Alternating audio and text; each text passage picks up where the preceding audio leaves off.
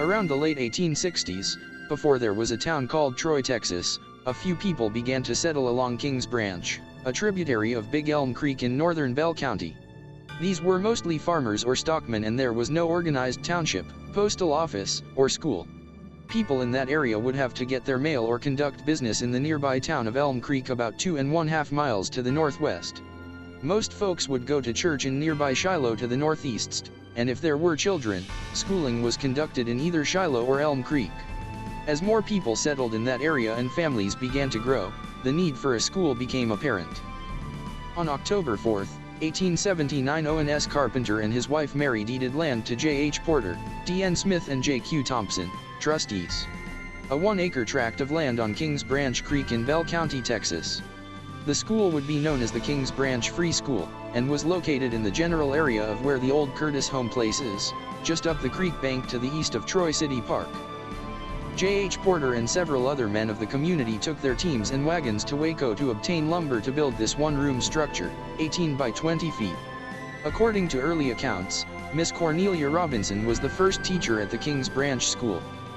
In 1882, Mr. and Mrs. Carpenter gave the Missouri-Kansas-Texas Railroad a right-of-way through their property, and a new railroad town was to be built. Many citizens from the nearby town of Troy, which had changed its name from Elm Creek because of mail confusion, moved to the new railroad site. An increased enrollment necessitated a larger building and another teacher. By public conscription, enough money was raised to build a house 30 by 50 feet.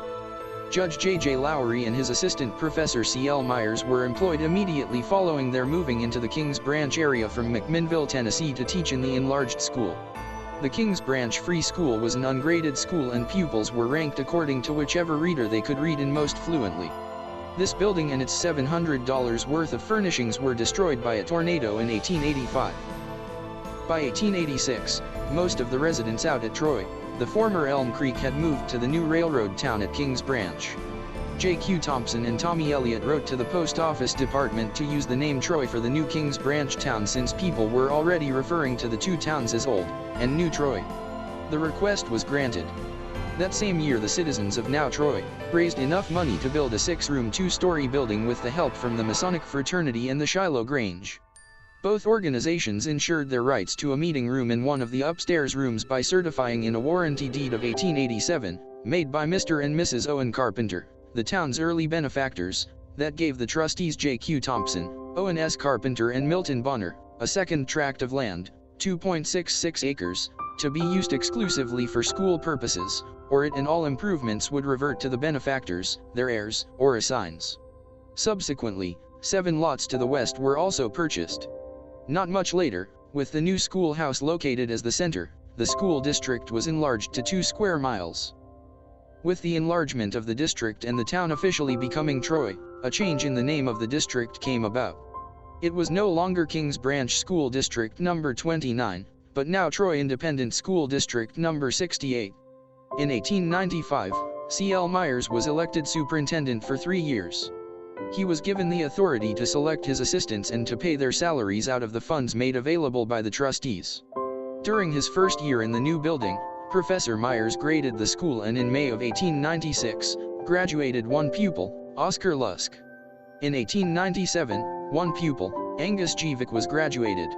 A copy of these first diplomas was preserved by Owen P. Carpenter, a grandson of the town's benefactors Owen S. and Mary Carpenter. Over a period of 26 years, 70 graduates, 32 boys, and 38 girls, finished 10 grades in this school. Among texts listed in the Troy School Catalog for 1911 to 1912 for 1st through 10th grade were Sears Premier, Art Literature 2nd Reader, New Century Speller, Fry's First Steps in Geography, Hopkins and Underwood's Mental Arithmetic, Texas History Stories, Bueller and Hotchkiss Modern English Grammar, Krona's Graded Lessons in Physiology and Hygiene, United States History, Wentworth's New School Algebra, Plain and Solid Geometry, Collar and Daniel's First Latin Book, Hoodley's Revised Physics, and Blaisdell's First Steps in Literature. Writing was required through the 8th grade. There were some courses listed under Miscellaneous, 1 in Agriculture, the others in English and American Literature. The first 3 months of the session were known as the private, or pay term, and the remaining 6 months as the public, or free term. All transferred pupils were entitled to 4 months of free school. Tuition ranged from $1.50 for first grade to $3 for the 10th. Pupils who failed not more than 2 subjects were granted the privilege of a make-up examination in August. In order to graduate, a pupil had to maintain an average attendance of 90% of the entire 9-month session for each of the 3 years of high school, and a scholastic average of 80. No grade could be below 60. Medals were given to students who excelled in elocution, mathematics, English composition, oratory, deportment, English grammar, attendance, and class work. P.L. Stone was superintendent the last year school assembled in the 1886 to 1912 building. Sometime before 1912, J.S. Morgan was a superintendent. These 2 men went on to become superintendents for Bell County schools. By 1912 it was necessary to vote bonds of $20,000 to replace the very inadequate 2-story wooden building with a 3-story brick structure that was ready for the first pupils in September of 1912. The faculty at the new school consisted of Superintendent Stone. Miss Eva Gartman was the only other high school teacher, though called in the school catalog a high school assistant. Miss Emma Neighbors, Miss Mary Pendleton, Miss Ossie Wormelduff, and Miss Delia Robinson taught the 3 grammar and 4 primary grades.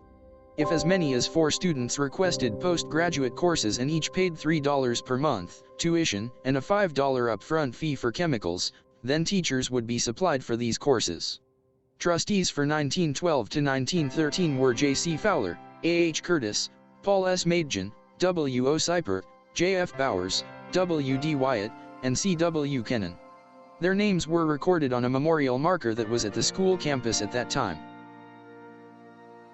The new brick building only graduated 4 students in its first year: Ada Watson, Vera Little Parks, Myrtle Kennan Gray, and Jessie Maidgen Evans.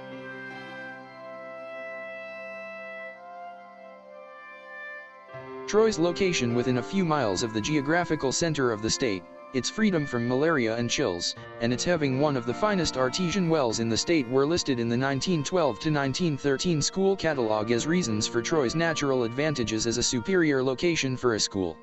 The new library, the small but efficient laboratory, the big auditorium with its wonderful stage, and many other comforts, conditions, and conveniences, according to the same catalog, provided the Troy students a school second to none in Bell County and comparable to schools in much larger places.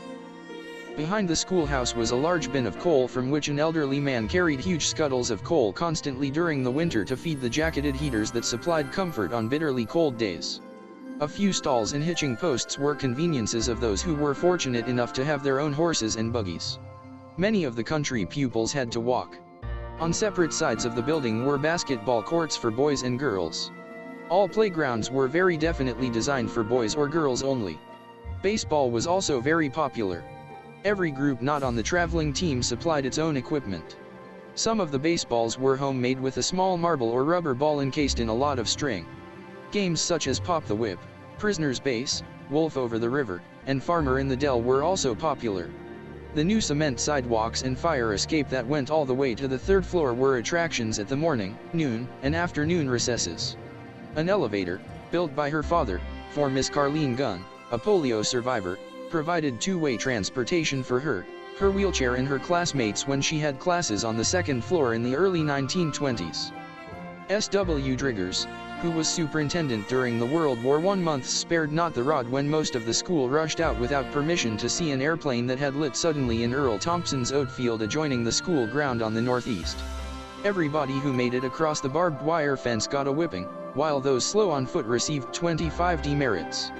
In 1920 to 1921 the 11th grade was added. Graduates of the 1920 class who wanted to come back formed the new grade. R.N. Wilson was superintendent and he worked the students harder to acquire 12 credits of affiliation by 1923. In June of 1926 a report from the State Department confirmed Troy's full affiliation of 15 credits, enabling all graduates to enter college without being required to take entrance examinations. According to the Troy Triangle student newspaper of 1926 to 1927, 21 young people entered college that fall. In the auditorium, the words from Pope's couplet were on the right-hand corner of the roll-down curtain, demanding that they act well. The curtain also had blocked off advertisements from Troy merchants, which helped to pay for it. As the dirt roads were graveled or surfaced, the common school districts in the area began to consolidate or were annexed to the better-equipped districts. Bottoms, known as Childers CSD 16, came to Troy in 1939. Bell Falls came soon after by election. Santa Fe CSD 81 and Williamson Branch CSD 95 were annexed in part in 1949. Cedar Creek 6 came to Troy in 1949, Pendleton CSD 66 finally came to Troy in 1950, and Oenaville ISD waited until 1958 for its annexation to Troy. 3 buses provided transportation for the first pupils of consolidation and annexation. Later, it took 7 buses to transport the students from the 7 outlying districts. During this period of rapid growth, caps and gowns replaced the Sunday suits and white dresses as graduation attire. Beginning in 1941, 12 grades were required for graduation. Football was added to the baseball, basketball sports program, and the first gymnasium was built to the west of the school building, enabling high school students to take physical education.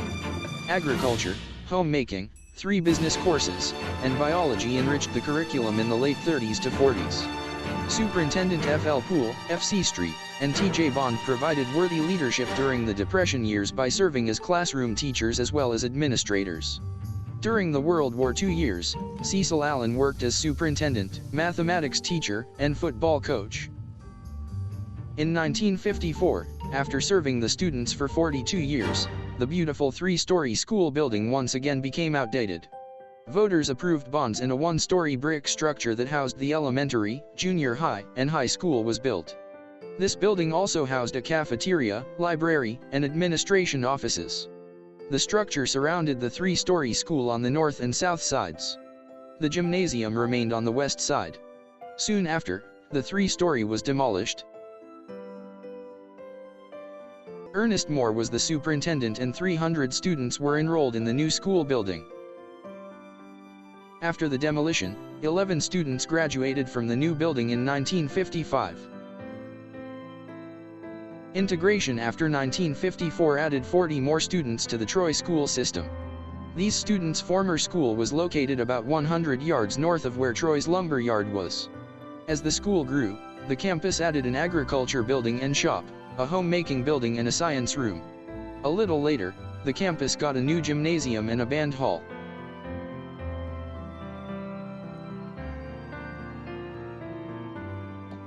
The superintendents serving during the 60s were A.K. McCown, Clarence Roberts and Bill Fowler.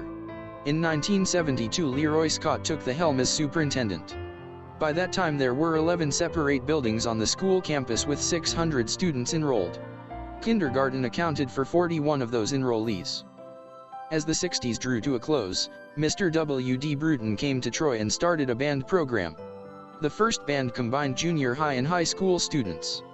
This was both a concert and a marching band. Soon after, the campus got a band hall. The 80s brought more growth to the district, and in 1984, a new elementary school was built on Austin Road to the southeast of the campus. The name of the school was Troy Elementary, and Donald Schmidt was superintendent over all the campuses.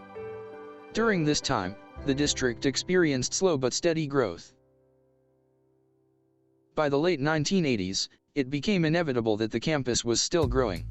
In 1989, a new high school was built on Old Waco Road on the west side of the town. It would take on the name of Troy High School, and the old campus would become Troy Middle School. This worked well until 2001, when the school population again grew. Mr. Lee Mays gave land just to the southwest of the new high school campus, and a second elementary was built, named Edna Bigham Mays Elementary, after Mr. Mays' mother, a former Troy alumni. Johnny Giebler was the superintendent during this time of expansion. Up at the middle school, growth and age of the building began to become a concern. It soon became apparent that it was time to say goodbye to the now 56-year-old building. Once again, Mr. Mays stepped in and gave land just to the west of Mays Elementary. This new middle school would take on the name of Raymond Mays Middle School. The students at the old school soon moved into the new building, and Troy Middle School campus was closed. Kerry Hansen served as superintendent during this time. In 2016, the former campus was demolished, with the school system retaining only the newer gymnasium, a metal building, and the old football and baseball fields. In 2020, the COVID-19 coronavirus pandemic swept the nation, affecting individuals, businesses, churches, and especially schools. Troy schools had to close for several weeks and students had to do online learning from home. Troy, however, persevered, and by 2021 the students received their diplomas at graduation. Troy was also expanding again. In 2020, the voters approved a major bond issue calling for expansions on all campuses, as well as improvements on the athletic facilities. This gave Troy a little more breathing room and a new nicely resurfaced football field. At this present time, Troy enjoys an excellent rating from the Texas Education Agency. The 4 campuses seem to be running smoothly and the future looks bright. Neil Jeter is the current superintendent. In 2022, members of the class of 1970 came together to form the Troy Educational Enhancement Foundation, or TEEF, a not-for-profit organization that supports Troy ISD faculty, staff, and students by providing philanthropical support to provide excellence in teaching with the goal of inspiring student learning. The foundation has already awarded many grants and scholarships to both teachers, staff, and students. 101 students are slated to graduate this May, and the future could not look brighter for the Troy School District.